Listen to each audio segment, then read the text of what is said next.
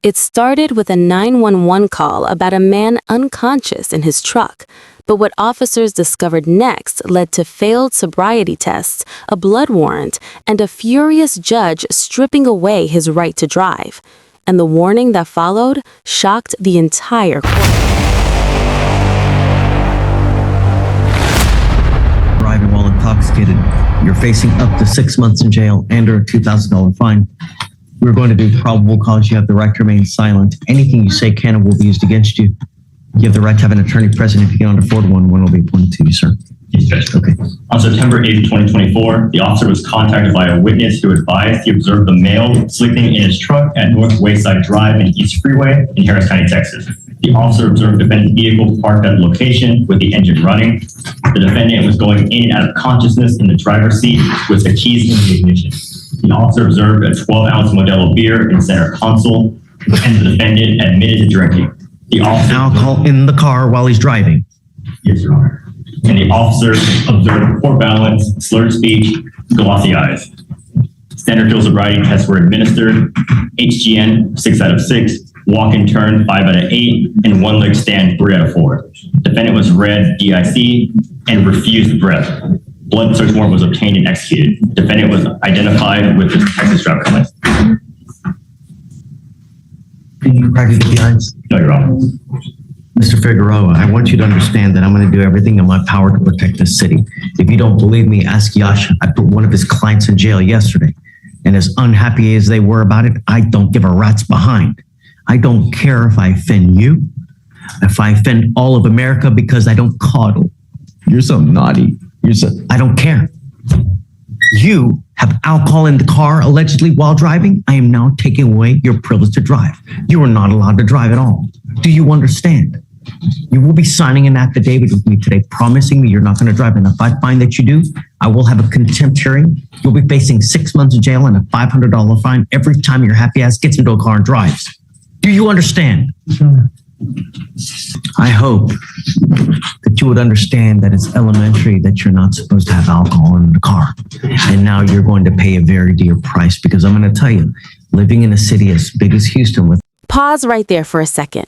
The officer just listed multiple classic intoxication indicators: slurred speech, glossy eyes, poor balance, and failing 3 field sobriety tests. In Texas, that combination alone can give officers strong probable cause for a DWI arrest. And notice something important. Even though the defendant refused a breath test, police can still get a blood warrant from a judge, which is exactly what happened here. Quick question for you watching. Do you think refusing the breath test helps or actually makes things worse? The ability to drive really blows. And now, until I know that you absolutely appreciate the awesome privilege it is, because it's not a right, it's a privilege. If you drive, you'll be facing 6 months every time you drive. I'm also ordering you not to consume alcohol or illegal drugs. I'm going to randomly test you. If I find that you're using any kind of alcohol or dope, likewise, you will go to jail. I'm not going to give you any more PR bonds. So if you go to jail, you'll be stuck like Chuck in there until this thing is over with, unless you have someone to bond you out. You understand? Okay. Yasha, until I know that he absolutely appreciates it, and I want some kind of proactivity to know. So until that point, no driving. That's it. Okay. So whatever I can do. You also need to understand that having alcohol in the car, it's a minimum of 5 days in jail to any sentence that you get. 5 days flat. 1, 2, 3, 4, 5. No 2 for 1, no 3 for 1, no credit. Do you understand? All right. Sign this affidavit. After that, we'll get you to Victoria to sign a reset. After that, you'll get with Rachel for your bond conditions, and we'll put you on your way. Okay, thank you, Judge. This is where the tone of the courtroom completely changes. The judge isn't just talking about one driver anymore. He's talking about public safety in a massive city like Houston. And here's the legal reality. In Texas, driving isn't considered a constitutional right. It's a privilege granted by the state. That's why the judge can restrict driving as a bond condition. But think about the impact for a moment. Imagine living in a city this large and suddenly not being allowed to drive at all. How would that affect your job, your family, or even basic errands? Marissa Wilson. Good morning, Ms. Wilson.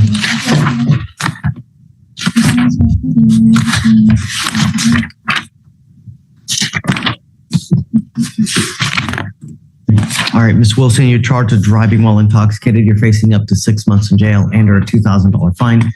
We're going to do probable cause. You have the right to remain silent. Anything you say can or will be used against you, ma'am. On September 7, 2024, officers observed defendant's vehicle traveling 35 miles per hour in a 60 miles per hour zone between 7400 and 8400 block of Katy Freeway in Harris County, Texas. Officers observed defendant also almost hit an 18-wheeler traveling to the defendant's right, and the defendant almost swerved into another passing vehicle. Officers observed the defendant's registration to be expired as of November 2020, and a traffic stop was initiated. Defendant came inches from hitting the freeway wall while exiting, and the officers made contact with the defendant, the driver, and sole occupant of the vehicle. Officers observed a strong odor of alcoholic beverage, glossy eyes, and slurred speech. Defendant stated she was going home and had 5 alcohol.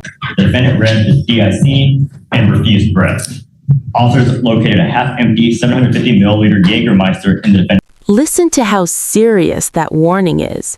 The judge is essentially saying, every single time you drive, you risk another 6 months in jail. That's not just a threat. That's a contempt of court violation waiting to happen. And when judges get this direct, it usually means they believe the situation is already dangerous. Now here's the big question for viewers. Do tough courtroom warnings like this actually stop repeat offenses, or do some defendants still take the risk? Did you say initially, did I hear you that you said she had a suspended license?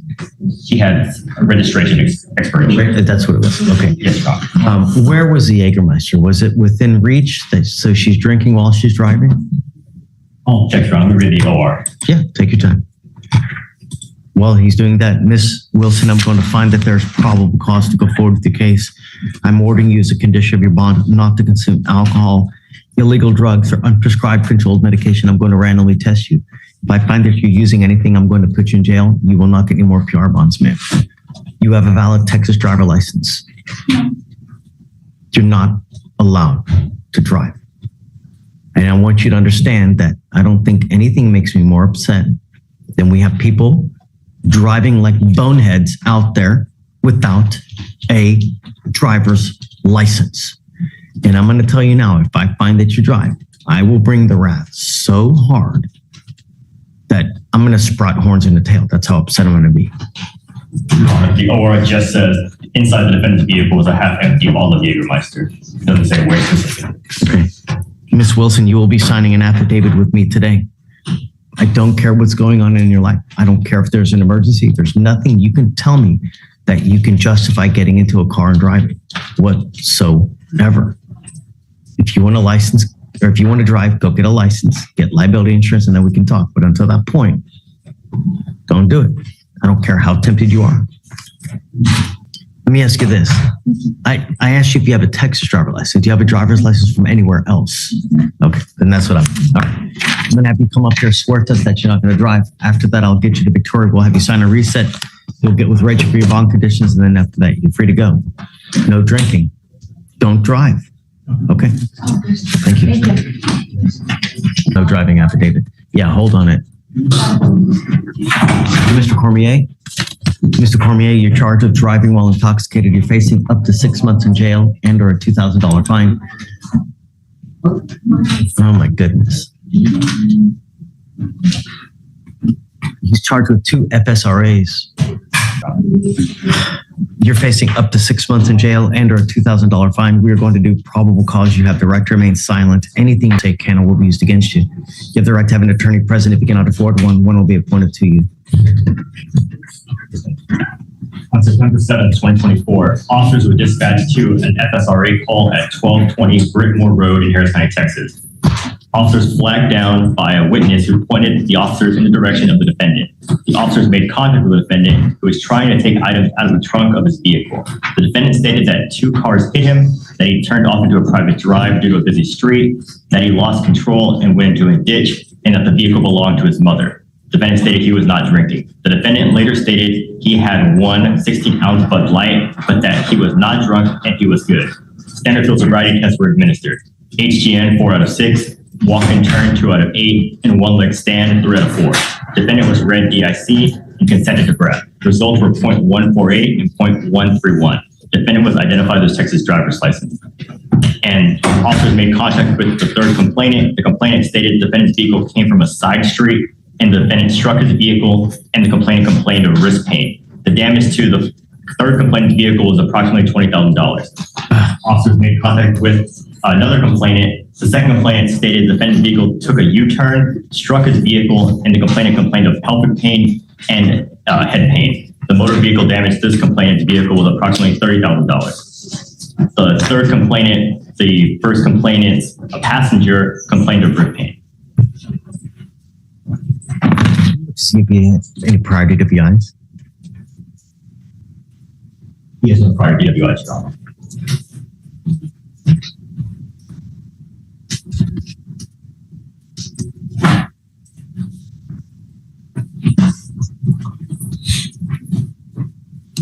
Mr. Cormier, I'm going to find that there's probable cause to go forward with your case. Do you have a Texas driver license? Oh my God. Tell me you have liability insurance. Our insurance policy just went up in August last month. Do you have? If I send you now for a drug test, what's going to show up? I'm sending you now for a drug test. You must come right back. If you do not come back, your bonds now are, I'm in shock that your bonds are only $3,000 on your these are second degree felonies, right? These are basic.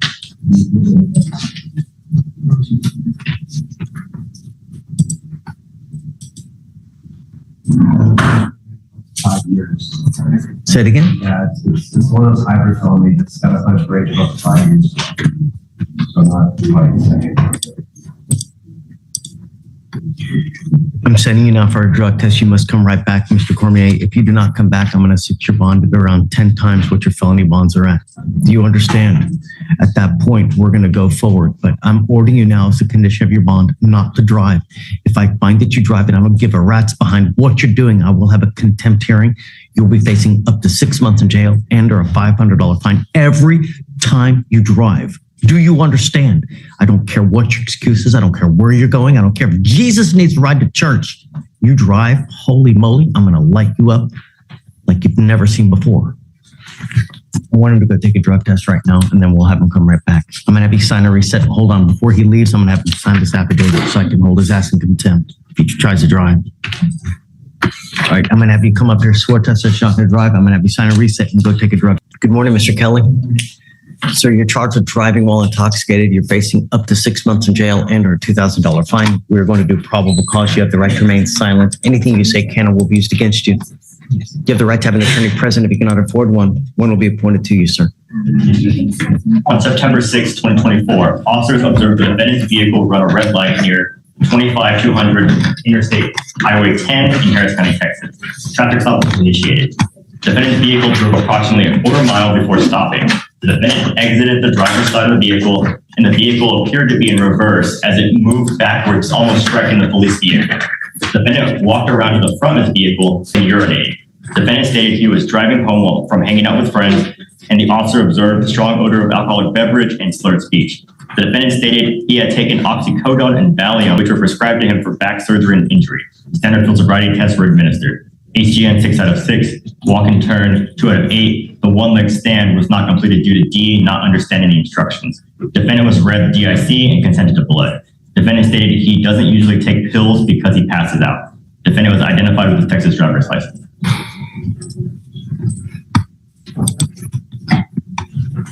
So you said that the pills were because of back surgery? Yes, I have a thin spinal Defendant told cord. the officer they were prescribed for a back. When was the back surgery? What year? Last year, but I just recently had to go into Methodist Hospital in Baytown where I live at, and they prescribed me some because I have a thin, my spinal cord is thin in the back. I have prescriptions through Walgreens that can be pulled. I get it, but those prescriptions can still be abused. And if you get in a car, Oh, no, you fall asleep and get in a car, you on 59, 610, you kill someone. The first time that I've been prescribed this.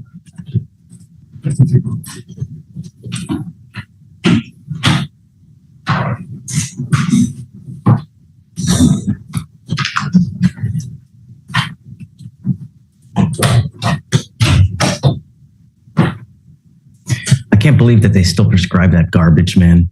It's just so addicting. It's so addicting. I cannot believe with what all the pharmaceuticals that they have today that they're still prescribing that stuff. No. My only thing, Mr. Kelly, is that I don't know if I want you taking it just because how easy it is to get addicted is on Oxy. It's so, 1 to 2 times you take the pill, that's it. You'll never stop. Prescribed it to me. I don't care what they prescribe. They shouldn't be doing it. They stopped it. They've taken it completely off the market. They stopped making oxycodone. I don't know how to do this, Pavel.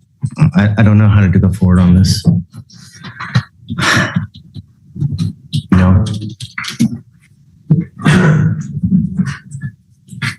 I'm not sure, Judge, because we can't really test like therapeutic doses. They'll just say if something's in their system, right? So even if we want to just take therapeutic doses, it wouldn't be. I want you to explore alternate methods other than OxyContin. Okay. Well, that's what I was trying to explain, Judge. They put me on it. I was originally doing pain management, and they had me on Norcos, hydrocodone, and they switched me from that when I went into Methodist Hospital recently with the back pain. They put me on that because the doctor said it was getting worse, but I only take a half a pill. I don't take a whole pill because, as you can see, I'm a small guy, so any dose of medication. It doesn't matter.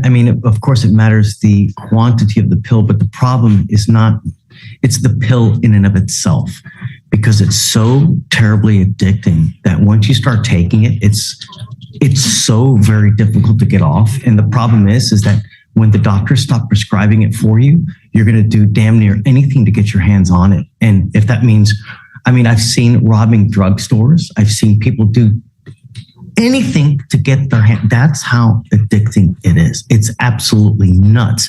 And the amount of people since its inception that have died from Oxy, that's why the family that used to be worth billions of dollars has now declared bankruptcy because they've gotten sued so many times. Oxy has now been discontinued as a production kit. So that's why I'm telling them prescribed that they're still. I'm just surprised that they're still, prescribing it because they shouldn't. There are other methods to deal with the pain other than that super addicting drug. And what do you do for a living, Mr. Kelly? I'm disabled. Do you have an income? Yes, I do. What is your income? 1,000 a month. I'm going to appoint your lawyer today. So my family's gonna hire one. My mother's here in court. She's already agreed to. What do you mean your mother's still in court? She's here in court. She's agreed to help me buy. Come up, ma'am. Your mom? That's mom? Yes, to pay for an attorney.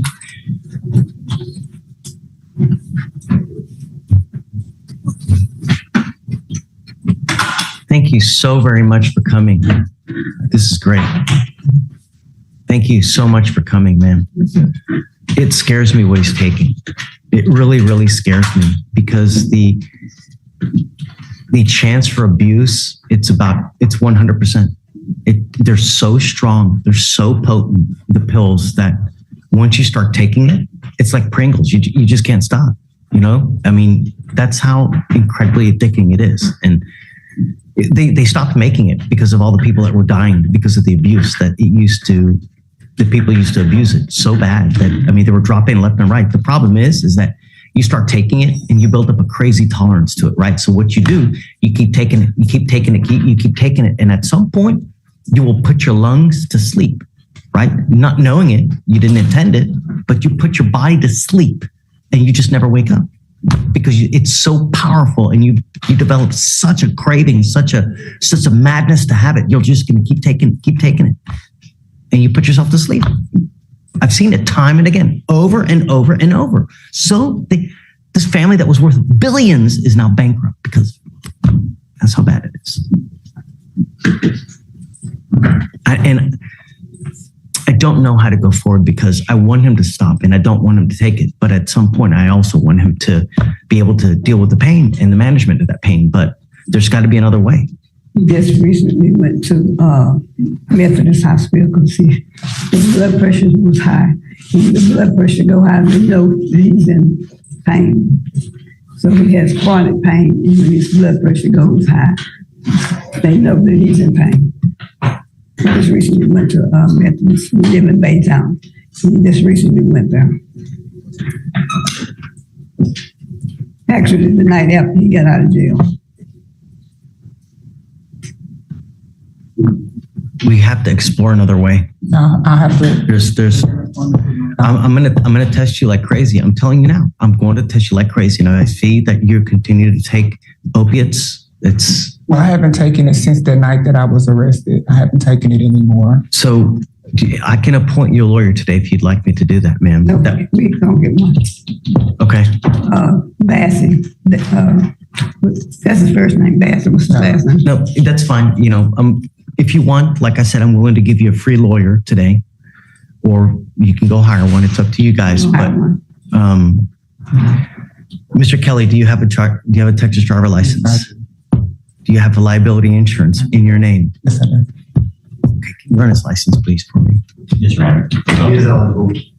Okay. And I have the. I'm going to tell you, I don't know if I want you driving if you're taking Oxy. I'm going to tell you now because it scares me too much that you're going to abuse it and the same thing's going to happen that happened now. So if you're going to take it, I'm not going to let you drive. We have to help him enough because I'm actually living with him because I have. Sometimes I'm going to the doctor myself next week because I've been kind of forgetting and feel like I need help. So we help one another. He helps me a lot. I don't cook anymore, so he helps me cook, and we just kind of help each other. So, Mr. Kelly, I'm ordering you not to consume alcohol, illegal drugs, unprescribed controlled medication. I want to know I'm going to put an ankle monitor on him so I know that he's not consuming alcohol, because if he's taking Oxy or taking any kind of painkillers like that, alcohol just makes it so crazy worse. I want to know at the minimum that you're not consuming alcohol. I'm going to put a monitor on your ankle so I know that you're not consuming. I'm going to pay for it for you, so it's nothing out of your pocket. But it scares me what you're doing. I'm telling you now, it scares me. And it scares me even more that you have access to a 4,000-pound projectile that if you fall asleep, you're going to kill someone. And that's what we don't want to happen. I don't want that blood on my hands. And it's just, you know, Oxy's so powerful that even an eighth of a pill will intoxicate you.